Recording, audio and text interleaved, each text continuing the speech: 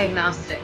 I really try to stay away from functionally specific tools.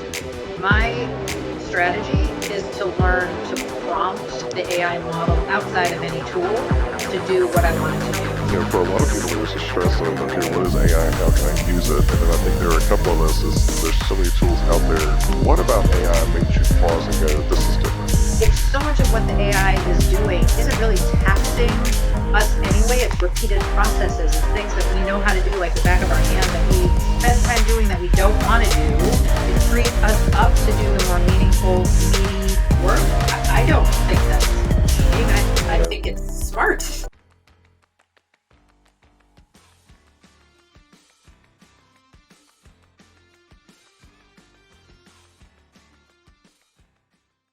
Welcome back to the Human Capitalist Podcast. I am your host, Trent Cotton, the Human Capitalist. And today I have an AI and HR expert. So Kari, welcome to the show. Thank you so much for having me. Well, why don't you introduce yourself? Tell the audience about your background. Sure. So my name's Kari Naimon, and I am the CEO of a company called AIXHR. My background has primarily been in the HR space. It honestly was a second career, but it started a long time ago. And I've worked in full scale HR, full cycle from talent acquisition, employee relations, talent management, HRBP. I've led a couple of different teams globally. I've worked in the US and in Europe and in New Zealand. So I've been around a little bit and got the AI bug 2 years ago when we all started learning about what this crazy technology might be able to do for us. I got super excited about it. Excited enough about it that I decided to start my own company. And now we spend a lot of times with HR teams globally, which is really cool, helping them really think through how they might use AI across the entire employee life cycle. So that's what we're doing. It's been really fun. It continues, probably the most fun I've had at work ever. Really? Well, and there is an abundance of change, that's for sure. Oh, yeah. Every time I pick something up, I'm like, all right, where did this come from? How do I use this? Yeah. Because I'm one of those early adopters. Yeah. Exactly. That's, for a lot of people, there's a stress of, okay, what is AI and how can I use it? And then I think there are a couple of us, there's so many tools out there. Do I just stick with one or do I test all of them? Or I don't know if you've found that to be true or if you have a remedy for that. If so, I'd be all ears. I do actually have a remedy. I am tool agnostic. I really try to stay away from functionally specific tools. My strategy is to learn to prompt the AI model outside of any tool to do what I want it to do. And it is amazing once you really learn how to talk to an AI model in a way that it understands what you're trying to do, how many fewer tools you actually need. And tool companies are going to try to tell you, well, you need this tool and you need that tool, because of course they want to sell you a tool. And there's a time and place for tools. There's no question about it. But my recommendation for people really starting to feel, or maybe already are feeling, very overwhelmed by the number of tools out there, take a step back, think about not using any tools and what you can do, a very non-technically oriented person can do. And there is, again, a lot. It doesn't take a tech savvy person to learn how to do this. It takes someone who's curious, who can put sentences together in a way where the sentences are logical, and open-mindedness and curiosity are, I think, the things that are really going to get you so much further down the road. It's so easy to get overwhelmed by tools. Don't need. You just don't. Most of them you don't need, and I use very few, and I do a lot with AI. Yeah. I've gotten to where I started building my own. Using the different language models and things like that. And I am not a developer, but there's a lot of no code 100% tools out there. Yeah. Like, what does it make? I use Nathan. It just, for me, I click with it better. But yeah, I'm kind of like you are. It's like I don't need another tool. I need to understand the logic and what problem am I trying to solve, and can AI actually solve it? And 9 times out of 10, the answer is it may not be able to solve it with 100% to the finish line, but it can get you much further along at solving whatever it is you're trying to do. Definitely. So what are some of the trends that you are, well, let me take a step back. Where do you see HR going in the next 1 to 2 years? Most of the organizations and HR teams that I talk to are still at the very beginning of just trying to figure out the basic use cases. It is as overwhelming for them as HR teams and leaders thinking about how to use it in their daily lives for their daily work as it is for us just kind of outside that for me anyway, outside that realm right now. Ideally, within a year or two, people are much more comfortable with an understanding of how much AI can help them. We're still so much in a, I know it's out there. I just don't understand how it can help me with my job. Most of the people that I talk to, that's where they are. They're using it for maybe some personal stuff or some very basic writing tasks, but they are not really thinking expansively about all the different ways they can use it. And I go back to, I think what stops them oftentimes is the overwhelm of thinking they need a tool for everything. If you really step back and say, I don't need a tool, I actually can kind of do this myself. No coding. I'm just talking about talking to the AI model. It becomes much less overwhelming. Makes sense. Makes sense. And there is an art and a science to the prompting aspect of 100%. it. Yep. Yeah. It's kind of fun for me though. It's almost like a puzzle. I It like to is. test. I may have a long prompt that I'm building, but I've learned to kind of test it in chunks to see, okay, is this getting on track? I think that was a hard lesson I had to learn is building out this big beautiful prompt and then it sends me stuff back. I'm like, this is nowhere close, and so you have to go back and kind of do the postmort. So Yeah. just So two things on that. What I'll often tell people is don't work too hard. Work as little as you need to get to the end result. So start with mhm, just the basic, maybe 4 pieces, right? So persona, context. I'm forgetting what the third one is, and format. But there's like 4 pieces of prompting, right? mhm, I should know it off the top of my head. I'm just forgetting what the third one is. Anyway, just those 4 pieces, building blocks. That's it. mhm, Start really basic. If it gives you what you want, then you don't need to do anything else. If it gives you something that you weren't expecting, or maybe doesn't exactly get you to your final result, then build up those 4 sections in a way that that does. But just don't work too hard. I think a lot of times, right. exactly as your point, the point that you made was you built this big, beautiful prompt and you probably really didn't need that much. It was overkill. The other tip is once you get the prompt doing what you want it to do, you can ask the AI, what should I have asked you to begin with? Write the prompt the way I should have written it, and it will rewrite the Hmm. prompt for you. And then you can use that one going forward. So you can lean on the AI to help you use AI. And that's a really, really fun thing to do with is that all I needed to do? Oh my God, that makes so much sense. And then you just Hmm. take that one. Oh yeah, and I'll use different models to validate and to enhance the prompt. Hmm. To me, it's kind of funny. I was telling someone that trick, and they go, "But that's cheating." I was like, "Okay, this is not a game. Your goal is Right. to get something done. Right? There's no cheating with it." There's So no cheating. It's so interesting. We yeah, should talk a little bit about that whole idea of cheating. Okay, I remember now. Persona, text, context, format. Those are the 4 pieces. I had to go and back and look at add those. one more to it: constraints. Tell it what you do not Constraints. want it to do. Yeah. Right?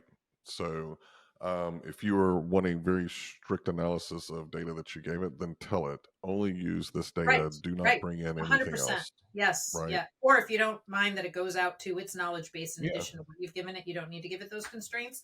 But yeah, Hmm. there's been definitely many occasions where it has done additional work outside of what I've given it when I don't want it to. So you do have to be Hmm. really clear about that too. So that's exactly right. Yeah. Cheating. Do you want to talk about that? Let's do it. Okay. I feel like there's this perception that if someone is using AI to write a report or upgrade their resume or prep for an Review a interview or policy.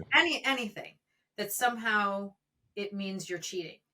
And where I go back to is, do we want to go back to paper and pencil for math? Is using a Mm, calculator cheating? Is using Excel cheating?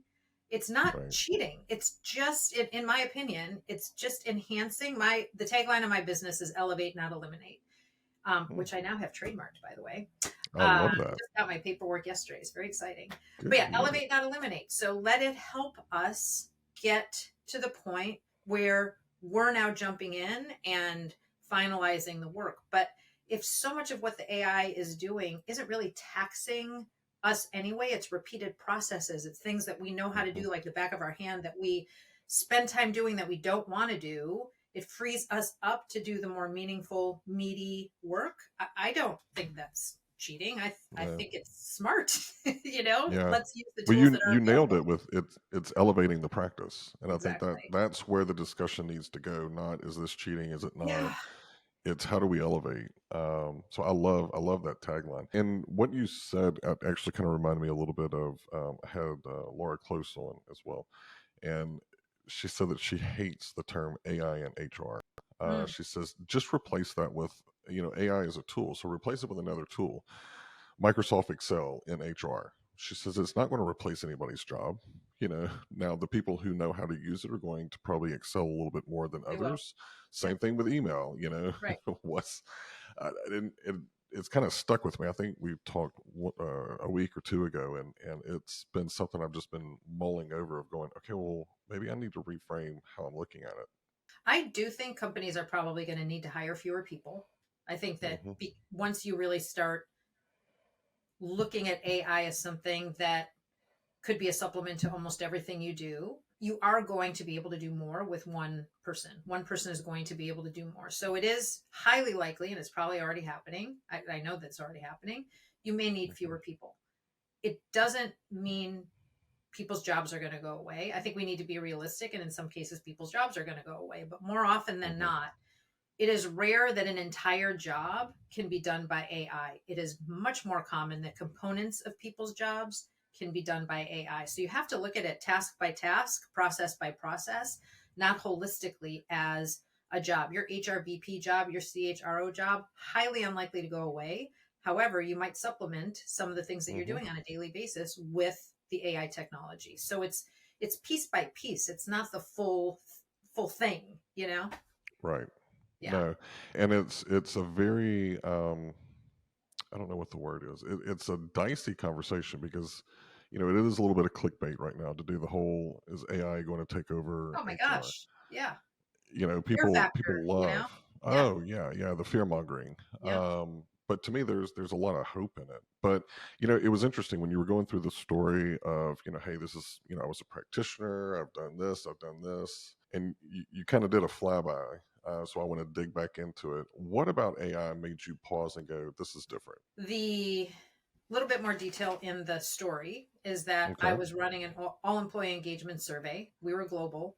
We had people in many different countries who spoke many different languages. And I wanted to be sure that the survey was as inclusive as possible, not only from we want to ask everybody, but also I want them to be able to answer the open ended questions in the language that they're most familiar with, because there's always nuance in translation and that kind of thing.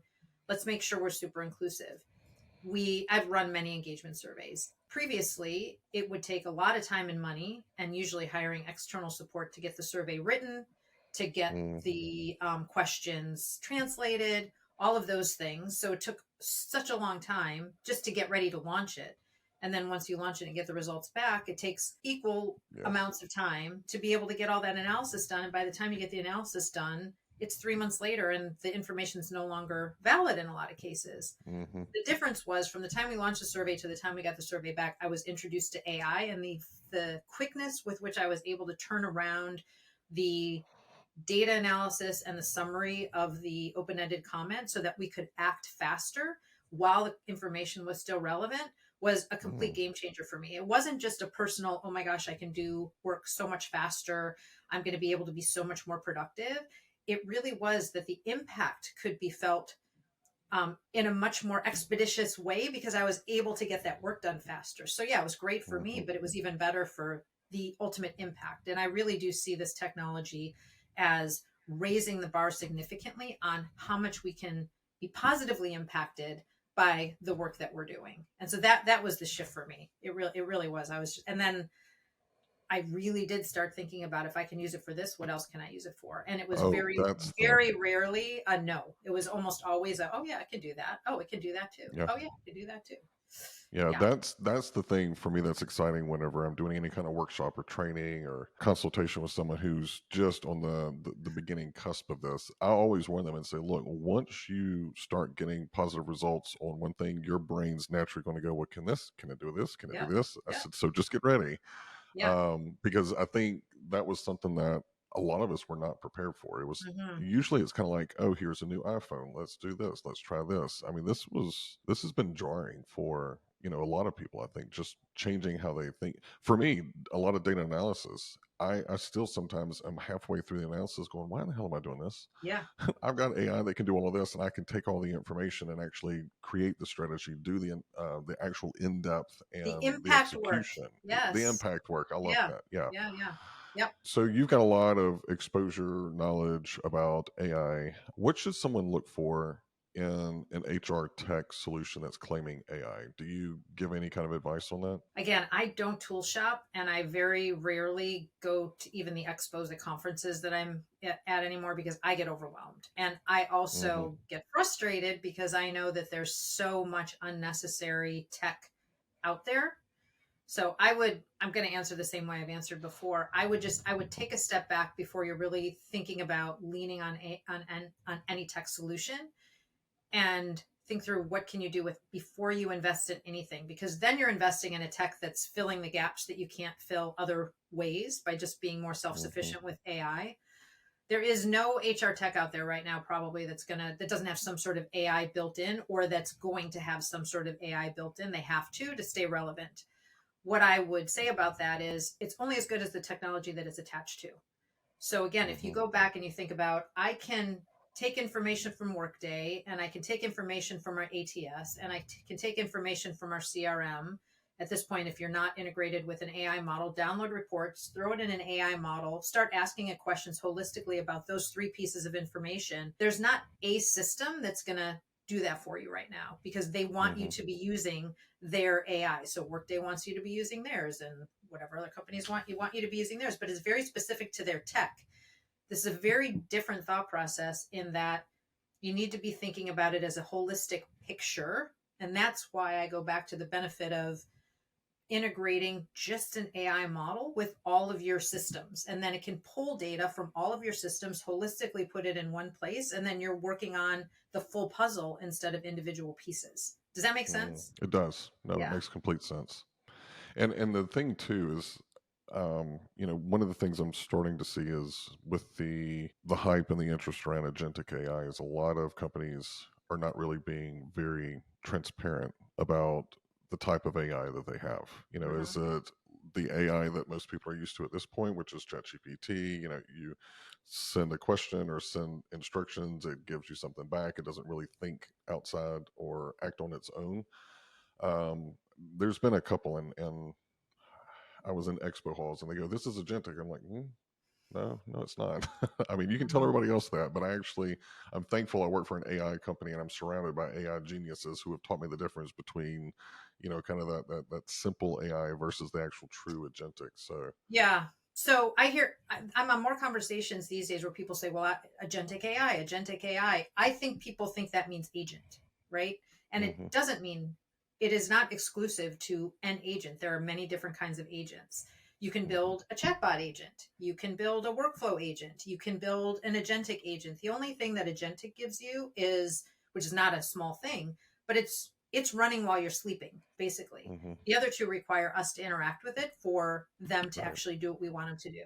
I never recommend starting with agentic. I think it's too far. It's learn what you can do on the basic side of building some of your own chatbot agents, workflow agents, just chatting, and then hmm think about what processes might be the most helped by running systems without you having to intervene all the time, like a right, ticketing system. IT ticketing system is the perfect use case for an agentic AI. People are going to be hmm potentially submitting tickets 24 hours a day. You're not sitting at your computer 24 hours a day. You can set up an agent to handle those tickets and then run your report. You get to your desk in the morning, and now here's all the things that happened overnight and what do I need to be aware of, right? That's a right. perfect instance of an agentic agent, but not all hmm agents are agentic. And it gets very confusing if we start thinking about starting, if you think about starting there, because it's going to be over a lot of people's heads, and then we're going to back up and be like, analysis paralysis, I don't even know what that means. Start simple. Right. No, and it's easy to get off in the deep end. Yes. Like I And said, then you just I'm stop, surrounded. because Yeah, it's, yeah. yeah. Yeah, there are times, I don't know if you've seen that, the video, it's two agents, two AI agents talking to each other. I think one to book a hotel. This guy built an agent to call and book a hotel, and the hotel had an agent that was answering. Have you seen the video? No, I Oh my haven't, but God, I it's want to. crazy. So at Yeah. some point, one of them introduces, I think it was the hotel, it says, hi, I'm an agent with such and such. The other one says, so are you an AI agent or an actual agent? It says, I'm an AI agent. And they flip languages. They start talking like R2D2. It is like, you got to look Wow. it up. It is the Okay. craziest thing. Okay. But they book it. But they book it. It's like, Yeah. and there are times that I'm talking to people who are way smarter than me, and they understand all of that stuff. But that's what I hear is the do do do do do. I don't know Yeah. what they're talking Yeah. about. So Right. it's easy to Yeah. happen. So one of the things that I noticed, you like to create what you call AI aha moments for Hmm. HR professionals. Hmm. What are some of the most common misconceptions or fears that you encounter about leveraging AI as a tool in HR? And then how do you help leaders overcome that or organizations overcome I'd say the biggest fear is job loss. We talked about that a little bit already. that? Yeah. Is AI coming for my job? My philosophy is it's not coming for your job, but it's probably coming for parts of your job. And so, Hmm. exactly what we were saying before, you need to learn it, because if you don't learn it, it is going to get in the way of you being able to do your job the most effectively you can. So, I would say Right. that's the first one, is job loss. Um, I think the second is, um, in thinking about fears, I am not going to be able to learn this technology. Like, I'm not a tech savvy person. I don't really understand how tech works. I'm not technically oriented. I just don't think I've got the capability to learn this. And my response is always, you're not learning a tech. You Hmm. you know how to talk, you know how to communicate. It really is, if you know how to do those things, you can work with an AI. And then just Right. showing them, part of what I do is show actual use cases in action. So I've built a bunch of different use cases. I've probably thousands at this point. I've got a whole library of them. Here is how it could work for you in an employee relations investigation. Here's how it could work for you thinking about performance management, talent acquisition, all the things that I was talking about before. You have to see it in action to understand, Right. I think, how it can help you, and how non-technical you can be to really leverage AI. So I'd say those are the two biggest: job loss and lack of technical proficiency, neither of which are job loss. I just don't see happening, at least anytime soon, in any big way. Job change, definitely. Hmm. And the tech roadblock, I think, is just a mental roadblock for us personally. We've got this fear that we just need to try it, and then that fear starts to go away. But you got to get your hands dirty. You got to go in and start trying stuff to really see how not hard it is. So where do you see AI as a tool having the most impact immediately in an organization Yeah. or in an HR organization? Yeah. I don't have one answer to that. It Okay. really, I would say there's not one single answer to that. What I would say is people are thinking about maybe where to start using it first. Where are you the most process heavy? Where in your Mm. organization or on your team do you feel like are the most repetitive tasks that maybe are taking time away from more meaty, meaningful work? That's where Hmm. I would start. And the answer is not going to be the same for every team or every organization. So if I'm an HR leader and I go, you know what, hey Carrie, that sounds like a fantastic idea. Let's go one level down. Like, how do you actually execute on that?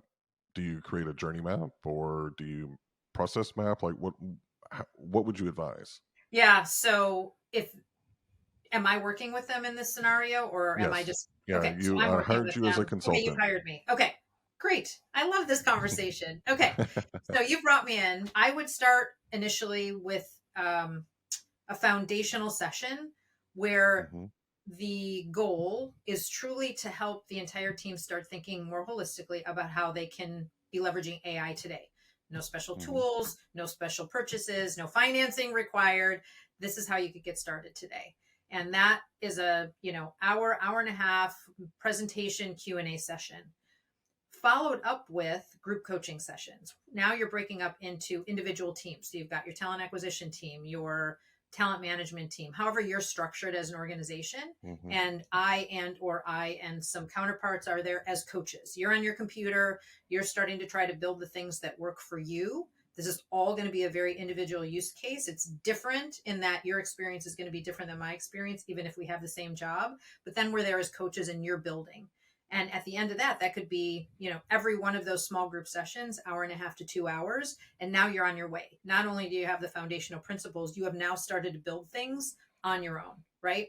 Then you have to really at that point, I think it's time to start thinking about more holistically, organizationally, and embedding that learning. So, what mechanisms are you going to put in place to ensure that your team continues to use the technology as opposed to just like any other introduction of any other tech? It's so much easier to just go back to the way we were doing things before, because initially it's going to be faster because we know that way. You have to Mm, account for the ramp time. It's faster than maybe mhm. some other technologies, but you need to account for the ramp time. And then there's, again, just like any other change management, what mechanisms are you putting into place to reinforce the learning?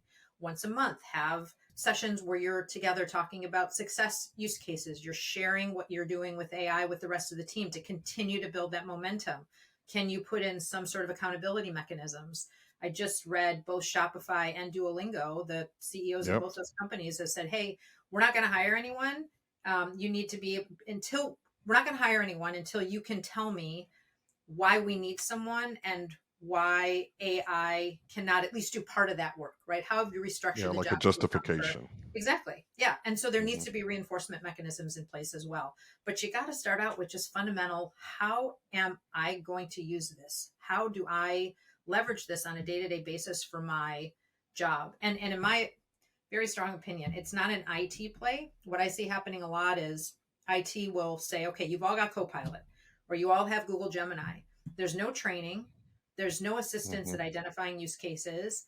It's just, okay, we've done our job. You know, we offered you the technology. It is not going to encourage nor sustain any sort of consistent change unless you put all these other mechanisms in place as well. It's truly a culture shift. Well, I mean, if it is such a culture shift, is this a change that HR should be leading for the I think so. organization? I agree. Yeah. I don't know if you said that. I No, think no, so. no, I No, I agree. 100% think so. And the reason is twofold. One is we as HR practitioners on any HR team, big or small, have so many processes that we can apply AI to already. So Hmm. let's start at home. Let's really lean into how it can help us.